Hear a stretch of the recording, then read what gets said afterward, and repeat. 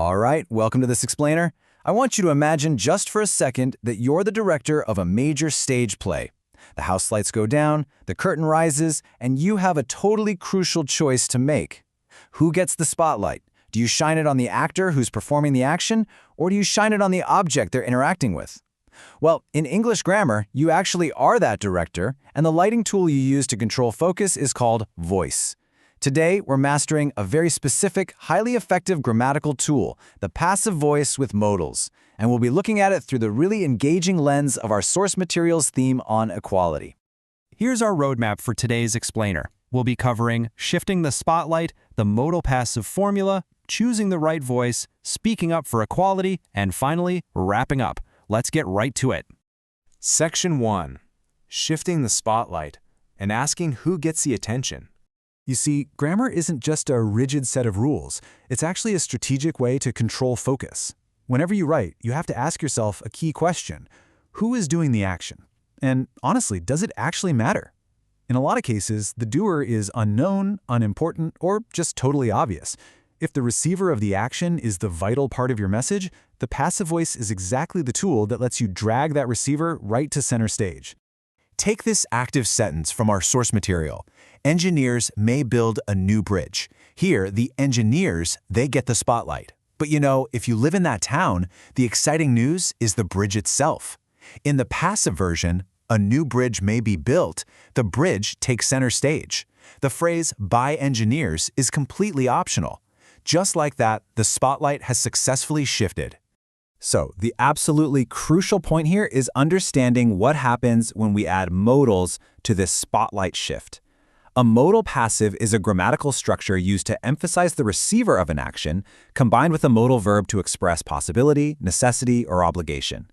We aren't just changing the focus anymore, right? We're injecting a specific mood or condition right into the heart of the action. Moving on to Section 2, the modal passive formula. Let's build the structure.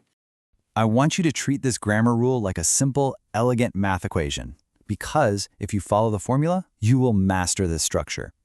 First, our key ingredients are common modal verbs. Words like can, could, may, might, must, ought to, and should.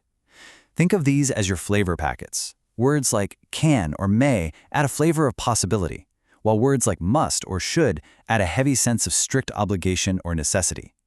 Choosing the right modal sets the entire tone for your sentence. Here is the core rule pulled straight from our source. In the active voice, the formula is super straightforward. Modal plus base verb. But to make it passive, the formula transforms. Modal plus the word be plus the past participle. That tiny word be is the secret ingredient. It acts as the crucial bridge connecting your modal to the action that's being received. Okay, Section 3, choosing the right voice. It's practice time.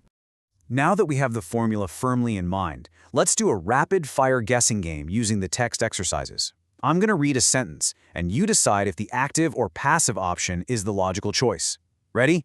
First one. Some people still think married women shouldn't allow or shouldn't be allowed to work. Which one is it?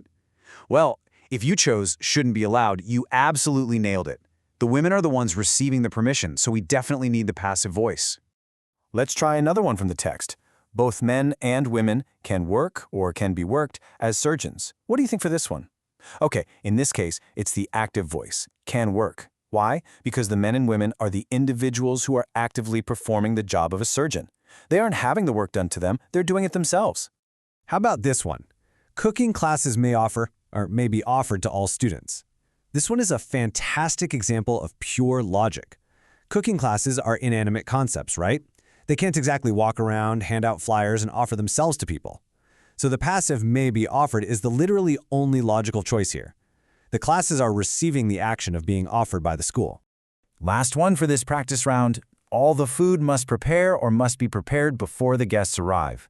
Similar to the last one, food doesn't just magically chop itself up and hop into the oven on its own. It receives the preparation from a chef. So the correct answer is the passive structure, must be prepared. Excellent job if you're able to spot the receiver versus the doer in all of those. Section 4. Speaking up for equality. Let's look at some real-world application. Let's shift our focus a bit to the overarching theme of our source material and see exactly how modal passives allow us to write powerfully about equality. Check out this transformation. The active sentence says they must provide all girls with access to education. But who exactly is they? It's vague. It's kind of weak. Now look at the passive version. All girls must be provided with access to education. By removing that vague they entirely and starting the sentence with all girls, we completely shift the spotlight. It transforms a really simple statement into a strong, undeniable declaration of rights. Let's look at another example. Active. Businesses can create more jobs for girls and women. Passive. More jobs for girls and women can be created. Notice how the passive shift perfectly highlights the actual goal here.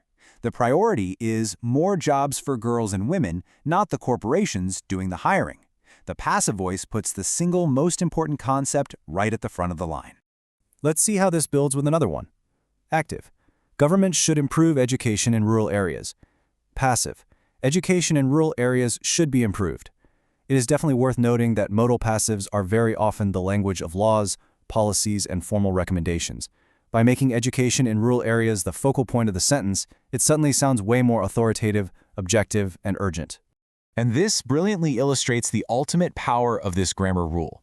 Take the active phrase, they ought to give men and women equal rights. Now look at the passive, men and women ought to be given equal rights. Do you see how the passive voice entirely strips away that subjective, undefined they? It makes this societal expectation sound completely official, absolute, and universal. It's no longer just someone's opinion about what they should do. It reads like a fundamental standard of society. Section 5. Wrapping up. Let's cover our key takeaways. Let's consolidate everything we've explored today. Here are the 4 essential points you need to take away. Number 1. The passive voice is all about shifting the spotlight away from the doer and directly onto the receiver of an action.